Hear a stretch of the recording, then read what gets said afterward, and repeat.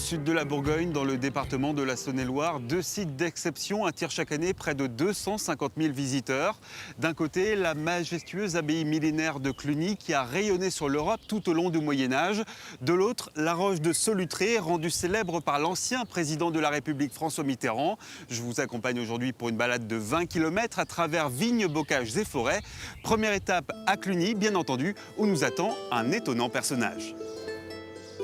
Bonjour Gérard. Ah bonjour, très heureux de vous voir. Également. Bon, visiblement en costume médiéval aujourd'hui. En costume du XVe siècle pour incarner Jean Mathieu, qui est le juge du doyenné de l'abbaye de Cluny. En tout cas, je vois qu'ici, on a une vue époustouflante sur Et l'abbaye. encore, ça n'est rien de le dire, c'était encore beaucoup plus époustouflant à l'époque médiévale. En fait, il n'en reste que 8% de cette grande église. Par contre, l'abbaye elle-même existe encore à peu près à 75% au niveau de l'intégralité de ses bâtiments. La grande église telle qu'elle est construite, elle vient rendre compte de l'importance de l'église clunisienne qui deviendra l'ordre clunisien par la suite. Elle a la volonté d'être une nouvelle Rome et donc de porter un esprit de renaissance à tous ces monastères, et c'est-à-dire à peu près 1500 à 2000 établissements. Et donc, j'ai entendu dire qu'à un moment donné, Cluny était même plus importante que Saint-Pierre de Rome. Elle est beaucoup plus grande. Ça n'est qu'à la Renaissance, effectivement, que le pape, se rendant compte de la chose, construira une deuxième basilique autour de la première et repassera, si j'ose dire, en tête. Cette abbaye de Cluny, vous l'avez dans les tripes? J'ai dans les tripes non seulement l'abbaye, mais Cluny tout autour. Voilà. En tout cas, merci beaucoup Gérard, ou je devrais dire Jean-Mathieu plutôt. Jean-Mathieu, voilà, Jean-Mathieu vous dit au revoir et Gérard a été ravi de vous rencontrer. À bientôt. Et puis quant à moi, je vais poursuivre ma découverte du secteur à vélo. Et pour cela, j'ai rendez-vous avec Nathanaël. Ce guide, spécialiste du monde polaire, a décidé de s'éloigner petit à petit de la banquise. Aujourd'hui, il organise des sorties bucoliques à seulement quelques kilomètres de chez lui. Bonjour Nathanaël. Bonjour Sébastien. Vous allez bien? Bien et vous? Très bien. Bon, on a l'air d'être dans un endroit assez rustique ici. C'est ça, on est sur le bord de Cluny. En fait, c'est l'ancienne gare routière. Ici, il y a la voie verte qui passe devant, qui est en fait sur l'ancien emplacement de la voie ferrée.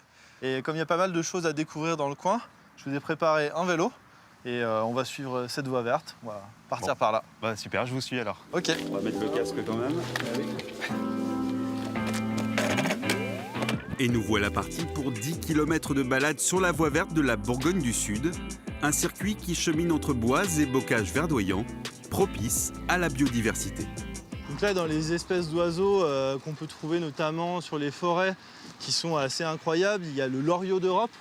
Ça, c'est un oiseau qui est tout jaune et avec un petit peu de noir, qui vient des zones tropicales d'Afrique. Et justement, en termes d'espèces un peu particulières, je vais vous emmener juste un petit peu plus loin. Là, il y a un site assez intéressant, assez atypique. Ça s'appelle le tunnel du Bois Clair.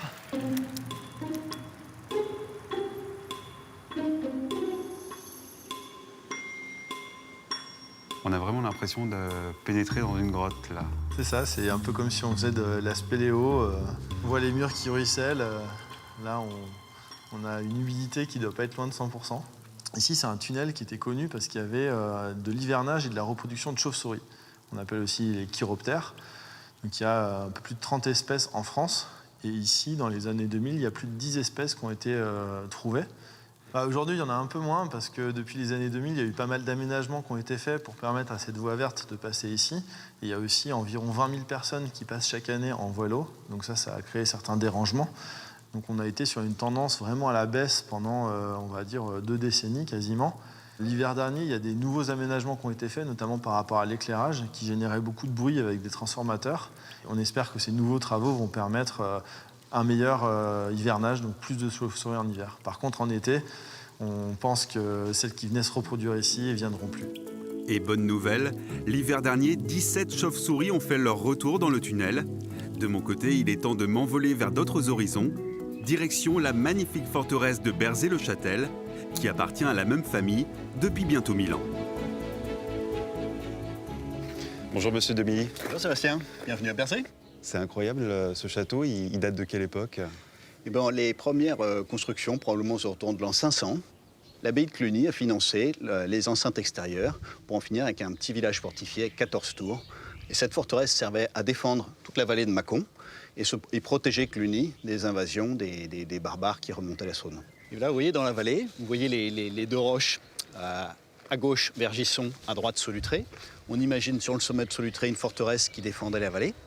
Et donc là, on a tout le vignoble du Mâconnais, à commencer par ici les Mâcon-Milly, et au pied des deux roches, les fameux Pouilly-Fuissé. Maman, je voudrais vous présenter Sébastien, donc Anne de Milly, ma mère.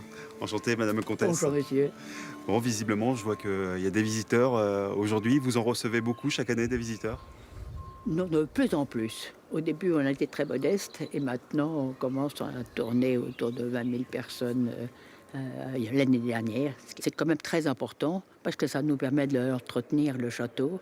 Et comme vous savez, tous les ans, on a des surprises l'hiver avec nos vieilles pierres. Ce n'est pas contraignant d'avoir autant de visiteurs dans sa propriété? Pas du tout, parce que vous voyez, il y en a qui sont très sympathiques et il y en a toujours qui vous apprennent quelque chose et qui découvrent et qui sont intéressés et on est content de discuter avec eux.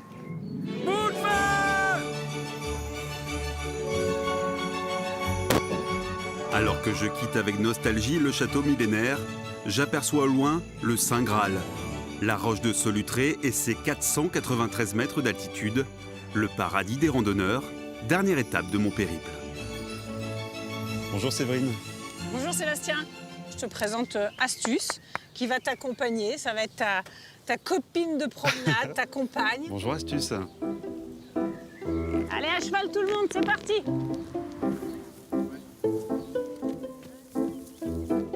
Ça fait combien de temps que vous proposez ce genre de balade? Ça fait 5 ans que j'emmène les gens se promener à cheval sur ce territoire, sur Solutré, qui est la tour Eiffel des Mâconnais. Moi, je suis originaire vraiment d'ici. Mon papa est né à Fuissé, au milieu des Pouilly-Fuissé. J'ai toujours monté à cheval depuis enfance. Et pendant 20 ans, j'ai été œnologue sur le secteur. Et du coup, j'ai allié mes deux passions. Ce qui est agréable, c'est de pouvoir se promener au milieu des chemins comme ça et puis de rencontrer, on peut rencontrer les vignerons, discuter avec eux. Je crois qu'il y en a un vigneron là. Salut Romain. Séverine. Ça va? Oui. C'est du chardonnay? Chardonnay, exclusivement, des vins secs. Et ça fait quoi de travailler dans ce cadre-là alors au quotidien? À ton avis? C'est plutôt sympa, quoi. On rencontre du monde. Oui, c'est ça. C'est cool. On est très parcellaire dans le Pouilly-Fuissé, donc on a la chance d'avoir à chaque fois différentes vues. On peut passer d'ici à voir le Mont Blanc, voilà. Et il est bon ce Pouilly-Fuissé? Très bon, ça veut dire que tu veux goûter. Ouais. Eh ben, tu me laisses finir le morceau et puis... Très bien, on fait comme ça. On se retrouve là-haut. Bien, merci beaucoup Romain et merci également Séverine pour cette belle balade. On rappelle bien sûr que le Pouilly-Fuissé, c'est à consommer avec modération. Il est l'heure pour nous de quitter maintenant le Mâconnais et le grand site de Solutré. On vous souhaite à tous de très belles vacances en Bourgogne et ailleurs, bien sûr. Santé! Santé!